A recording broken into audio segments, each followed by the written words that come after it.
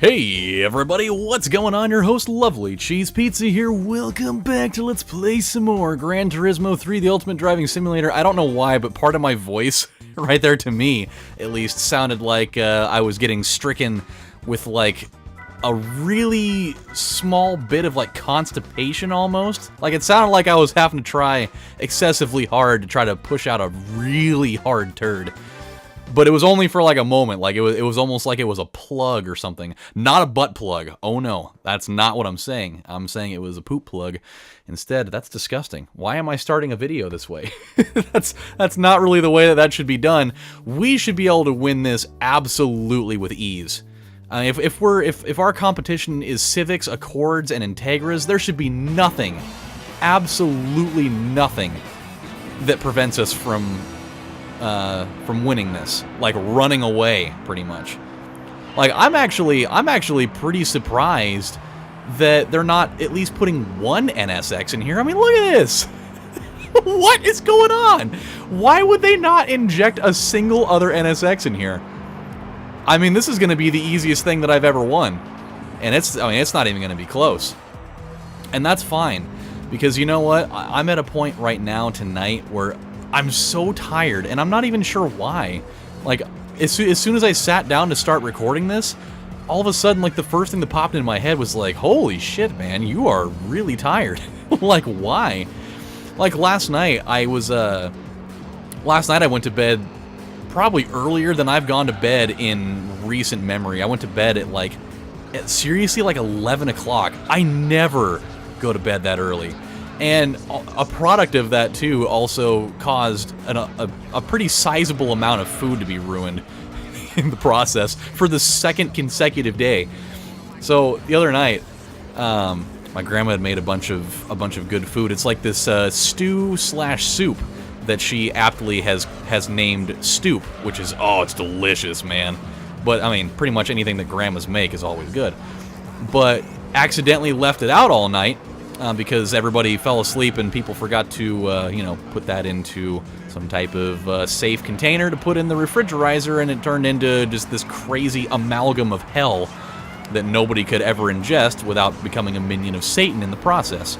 And so we're like, all right, we won't make that mistake again. So last night, my dad decides to make some spaghetti, which, boy, that spaghetti is something else. Also very good. I mean, he doesn't really do anything special with it, but it just tastes better than other people's spaghetti. I don't know what it is. Like, he's not doing anything out of the ordinary with that, but it's just so damn good. I don't know why. And so, we're watching The Walking Dead, because apparently now I'm all into watching The Walking Dead, even though I've missed like 99% of the episodes. In the last few weeks, I've just decided, you know what? It's a fun-ass show to watch, and I'm enjoying it so far, and we're gonna roll with that. And so I've been watching that, and I was already kind of tired while we were watching, and I had made a plate of spaghetti, and I ate it. And so then the show's over at 10. And so with that, like, I'm like kind of on the verge of passing out at this point. And my dad's already dead to the world at this juncture. And so the first thing that comes in my head is like, okay, I should probably go to bed. Like, I'm already pretty much out of it. And I was like, okay, so this is what we're gonna do. I'm gonna make myself one more little small bowl of spaghetti, and I'm gonna go take that into my room, and I'm gonna eat it, and I'm gonna go to sleep, and it's gonna be fine. But I'm not gonna have any sauce with it. And for some reason, at this point I was already like 40% out of it, and so I go in there and I grab a handful of pasta and put it in the bowl, and I put some brewer's yeast and some Parmesan cheese and a little bit of Lowry's lemon pepper seasoning, because that is fucking fantastic with spaghetti. Oh boy, it'll make you shoot semen right through the denim of your own jeans with so much velocity that you could take down an elephant with it.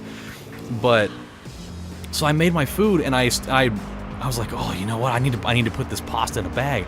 I put it in there, and I put that back in the fridge, and I fucking left the room, totally forgetting that pasta sauce was in there. Left it out there all night. Woke up this morning and walked into the kitchen, and just the smell from that sauce was, oh god, it smelled so gross. There are not a lot of smells that are more uncomfortable and disgusting than pasta sauce that's been left out all night. Ugh. Just makes me kind of a little queasy thinking about it. But hey, you know. And so I don't know. Like, that doesn't really lend too much to the fact of why I'm tired. I'm just really tired today. But so I'm probably gonna go to bed not too long after I make this little guy. Another random thing, by the way, because I found out that this is still apparently a thing in this world. Like, I could have sworn specifically that we were kind of over the whole, you know, the Earth is flat thing, but apparently, unbeknownst to me, by the way, apparently there is a very large sect of people still that thinks that the Earth is legitimately fucking flat, and I don't understand how that is. And the arguments that they pose for that make no fucking sense at all. Like, so after, like, the thing that spurred this, that kind of started getting it viral on, you know, at least in my world, that got it viral on social media again, where there were two basketball players, Kyrie Irving, who plays for the Cleveland Cavaliers, and Draymond Green, who plays for the Warriors. They both went on this weird-ass tirade before the All-Star game where they were both talking about how the Earth is flat. And I was like, they actually legitimately believe that. And you know what? If that's what you want to believe, go right ahead and do it. But then, you know, then the Twitterverse starts talking about it, and that's when things get weird. That's when you start hearing what people really think about this. And I'm reading some of these comments, and I'm just like, what in the hell? Like, that cockamamie theory doesn't make any damn sense at all. Like, one person in particular, this was their legitimate argument, was that, can you provide me any proof? Can you provide me any proof that there are any photographs of Earth that are out there that haven't been photoshopped? And it's like to make them look like they're round when in fact they're not. I was like, what doesn't make any sense? Like, can you provide me any proof that the pictures have been photoshopped? And I mean, like, if you really need to know, you know, the prime sense of evidence that tells you that the Earth is round is the way fucking gravity works on this planet. I mean, that's all you need to know. If the planet were flat, the gravity would be totally different here with the way that it all works out. I mean, the guys that do game theory videos, MatPat, he totally did a whole thing on you know, gravity from, I guess it was in the Minecraft universe, but I mean, that's still a planet that, in theory, in parts of it at least, are flat. And the gravity is totally different. And so the way that gravity works here totally lends to the idea that the planet is round, obviously. But the thing that I responded to him with was, so you mean to tell me that, like, all those live video streams that, you know, that people do from space and, like, you know, from, like, you know, space stations and what have you, or even, like, the dude that did, like, the skydiving out of that fucking thing in space, and you could, like, see how high up he was, like, that totally, you could see that it was, you know, the planet is fucking round. Like, it doesn't make any sense. Like, how do you concoct the theory that the Earth is flat? It just, I don't even know, man. There's a lot of things out there that are pretty wild. Like, there's a small sect of people that apparently thinks that there are Nazis in the center of the Earth. I don't know what the whole thing about that is. There's even a movie about it that I literally think it's called Hitler and the Nazis at the Center of the Earth or something similar to that, which is insane. But I think that the flat Earth theory, I think is one that it seems like that one should have been put to rest a really long time ago. And people are very unwilling to do that. And they think that literally every photograph of the Earth that has existed has been photoshopped to make it look like it's round so that we can all drink the Kool-Aid of round Earthism. It's like, what communal bowl of punch have you been drinking, and what kind of crazy-ass hallucinogenics are in there? Because I would love a taste. I mean, I'm not trying to think that the Earth is, you know, the Earth is flat out of it, but it's got to taste good if you continually keep on drinking it. For the love of Jiminy Cricket and his weird Jiminy Cricket workout powder that probably tastes terrible, by the way. Like, what do crickets eat? Do they eat bugs? I mean, 'cause he would probably be one of those people that you'd find at one of those weird co-ops that's trying to sell products like that. Oh, you want to have the greatest workout supplement ever known to man? Look no further than Jiminy Cricket workout powder made from the finest fucking bugs. They're not just regular bugs, they're fucking bugs, because that gets all the circulation going, and it releases the protein so that everybody can have the top quality stuff. This stuff is top shelf, man. If it were made out of regular bugs, it would be terrible. But these ones are fucking bugs, and those are the best kind. So, that's what that is. And just like that, man, this is going to be the easiest tournament we've ever won. Like, I still don't, like, we could have done this first. If I would have known that all of our competition was going to be the lower end of cars available to participate in here, I would have totally taken that. But you know what they would have done? You know what they would have done to me if I would have taken an Integra or an Accord or a Civic? They totally would have made two of my opponents be NSXs because they're assholes like that. That's exactly what they would do. That's just like, it's like the Beetle Cup. Like, they know that when you do that cup, they know that you're gonna buy the cheap one because it's one that you want to get out of the way early because it doesn't seem like a, you know, high caliber one. But then the car they make you go up against is the fucking Beetle race car. The one that, unless you have a fair amount of money to really soup up your regular ass, you know, new Beetle or whatever, because they know you're not gonna dump, what was it, 75K on the RSI one. They know you're going to take the shitty one. They know they're going to, like, give you very little chance unless you really dump a whole load of quiche into that thing. There's no way in hell. But go figure, now that I went and dropped buku bucks on the big-ass NSX, that they're going to give me the lackeys that I could have very easily knocked them the hell out without even having to even put anything in here. Like, we could have very easily dispatched all of these fools without even putting a single turbo kit stage in here. Am I happy that we did it? Oh, yeah, of course. It comes in handy for later. It is money that I will not have to spend later on in my life. And that is always fine with me. I don't know what it is about, I don't know what it is about doing this course backwards, but I have a significantly harder time doing it. I don't know why. Like, I love doing Trial Mountain in its regular orientation, but there's something about doing it backwards that totally throws off the feng shui of my brain in my ability to do this track. I don't know why. Because I mean, it's still the same turns. I mean, you're just obviously doing them backwards, but, like, I don't know. Like, the angles that I take for it are just so ass backwards that I can't handle it. It's basically like, you know, trying to take a shit while you're sitting on the toilet the wrong way. Even though I've already told you guys before, it is way better than it seems. It seems like it would be really uncomfortable. Like, the last thing that you want to have is, you know, you're sitting on the toilet and then your ween's touching the back of the bowl, because, I mean, that's a moment that nobody should ever have to experience in their life. You never want to be sitting on the toilet and have your ween touching any part of anything. And I don't know why I'm calling it a ween, because that's weird. I mean, I feel like a ween is a very strange name for a penis, or a dick, or a schlog, or whatever you want to call it. But whenever I say the word Ween, like, the first thing that I always think about is the musical group Ween. They did Ocean Man, and I mean, Ocean Man is awesome.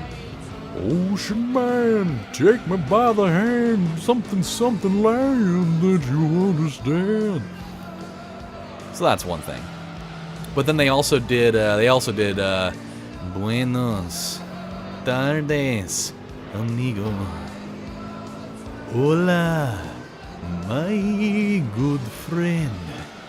Cinco de Mayo's on Tuesday.